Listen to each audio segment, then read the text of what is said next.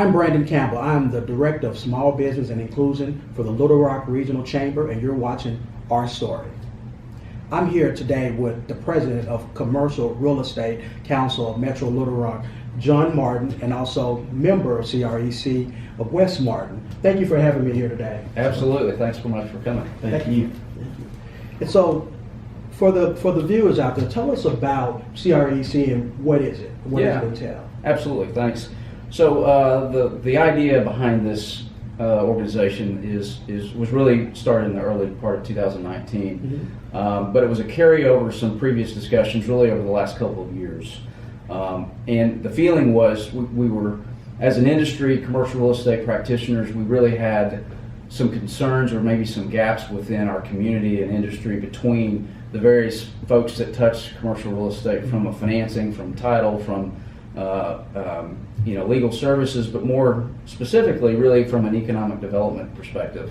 And so the idea was, how do we establish a network of folks that are like-minded, that are community advocates, that really want to help us close the gap and really have some outreach as it relates to what the chamber does, what the state does, and then really bring it back down to the small business owner and how we can best help kind of facilitate things more effectively and efficiently. And at the same time really provide some promotion of the commercial real estate industry and provides maybe some educational opportunities, do some events that really showcase some of the assets and wins that we've had here in Little Rock, and really showcase what some of the members of both the chamber and our community are really focusing on. And obviously there's crossover with the city of Little Rock and having a new mayor. So there's a lot of kind of moving parts that just accumulate into this decision, and so we're kind of excited to get it off the ground and get 2019 underway. Right. And Wes, I know recently you all just had an award ceremony to celebrate some of the big wins in real estate, as far as from a sales point of view.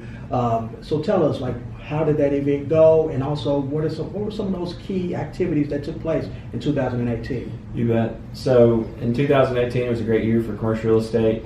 The economy was strong, and so that leads to great volume in terms of deal flow for the brokerage community.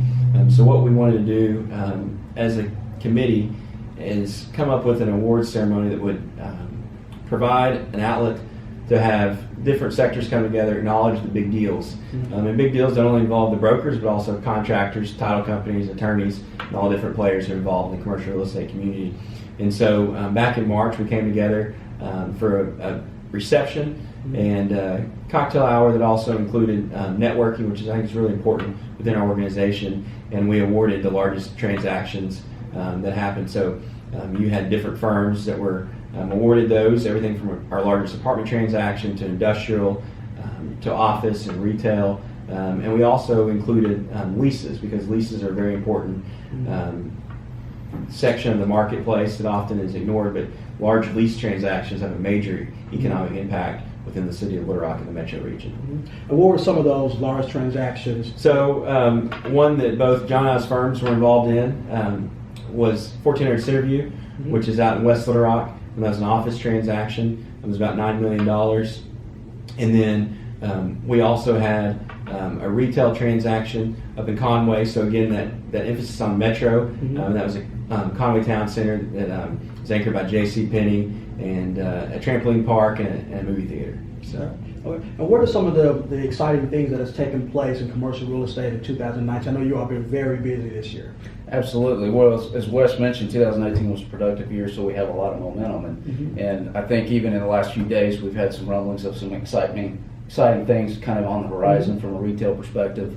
And I suspect that we will see more of that. We are seeing interest at a greater, higher level from some of the national retailers.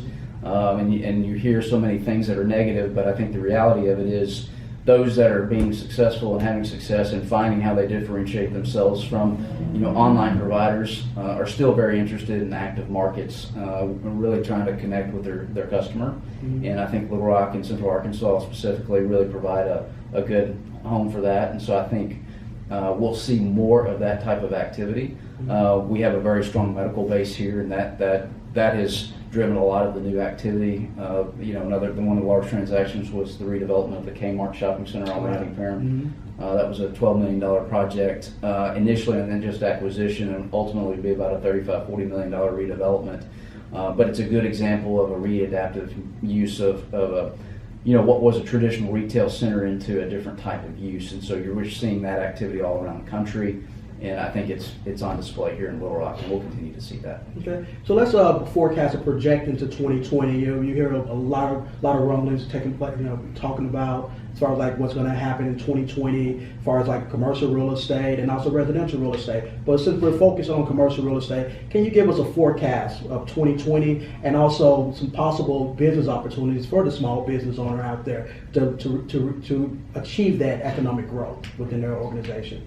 Yeah, so I think 2020 hopefully will continue the momentum. An important part of the commercial real estate world is watching the Fed and what they do in terms of interest rates sometimes. But fortunately here in Little Rock, we sometimes are insulated from some of that, I think, because of just our very steady economy that we have. But I think when you look to 2020, it's going to continue to build on some of the key points that John just touched on in terms of the reuse of property. For example, you take the Kmart project that John's firm is redeveloping in a medical office building. It's going to be great for the Ronnie Parham corridor. You take the former Sears project that's being developed into nice new restaurant property and retail use. And so you really focus on that infill.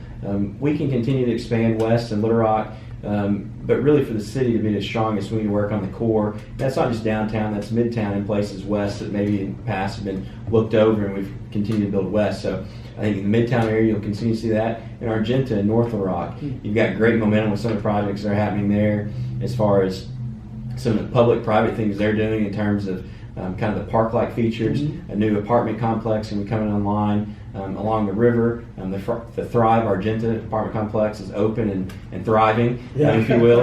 And you've got some office components that are happening over there as well. So, all three of those things are areas that have been popular in the metro for a long time, but are regaining momentum as people see value and staying in the core, if you will. So I think you'll continue to see that in 2020. In terms of the small business owner, I think really the opportunity that they have when it comes to some of the older space, as you talk about bringing those areas back online, you're sometimes able to find some value for a small business owner that if you just continue to go and build new, those prices price a lot of the small business owners out. That's one of the things that we face as brokers often, is working with the small business owner that can't afford to pay the rents that the Fortune 500 company can. And so when you refocus on some of the areas that are older, you have some lower rents sometimes, or in terms of sales, you have some lower prices there as well. Oh, great. And now that I know that CREC is a member of the chamber, so tell us, what is that partnership like for you all, and how have your companies benefited from being a part of the chamber and also CREC as well too? Well, I've personally been a member of the chamber for about 17 years through the firms I've been associated with, and I've also participated in many of the committees and ambassador programs, and so.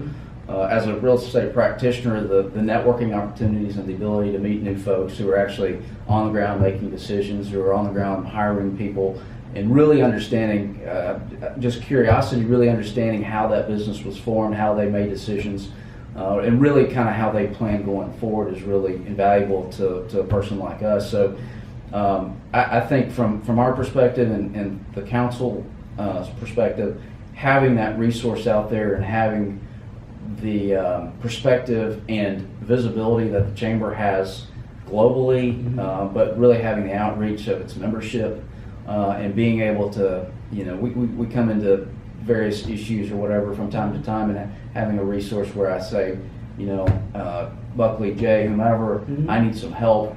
Where's a good outlet that I can get some assistance, or how do we talk through this problem? Where's our best solution? And so, that's happened often over the years, and so they've been a tremendous asset to the community, and so I want to continue to see that thrive. Yeah, and like John, I've always been in the community, involved in the chamber since I've been in Little Rock and been in my current firm, and was very involved in Create Little Rock. I was a young professional, was past chair of that organization, and went through the leadership grade at Little Rock. So I found that the greatest strength that's come from the chamber for me is the relationships that have been built through those. We're a relationship business. Like most people are at the end of the day, it's boiled down to relationships. And if you can build relationships and trust, then you're often going to do business and do it for a long time. And so the networking opportunities the Chamber's provided, and not so much just in the networking groups, but just through being involved and being present and being engaged, the Chamber's really helped cultivate those. And then the CREC is a member of the Chamber. We joined, so we believe in the mission and want to obviously believe in small business. We all talk about the big deals. We have an awards ceremony for it now, and that's fun. But the truth is, John and I work on a lot more deals that are small business oriented, and those are the deals the Chamber can really help. Help us push through. Everyone wants to talk about the big ones, and those seem to have their ways of happening. But the small business ones that someone at the Chamber like yourself or Jay or whoever can help push through are always key. Okay. Now I know our viewers out there are probably watching this and wondering, okay, we have to address the elephant in the room. You got John Martin, Wes Martin, okay? Are you two brothers?